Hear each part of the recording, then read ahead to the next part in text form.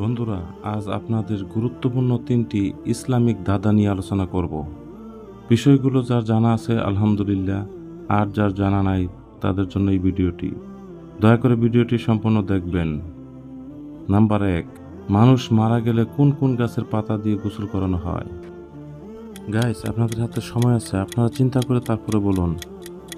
উত্তরটি হলো বরই গাছের পাতা এবং বাঁশ গাছের পাতা। নাম্বার 2, বন্ধুরা বলেন তো, মানুষ মৃত্যুর পর কাফনের কাপড় পরানো হয় কেন? আপনাদের হাতে সময় আছে, চিন্তা করুন। উত্তরটি হলো আমাদের নবী করিম সাল্লাল্লাহু সাল্লাম সাদা কাপড় পছন্দ করতেন, তাই। নাম্বার 3, লাশ কবরে নামানোর সময় কোন দোয়া পড়তে হয়?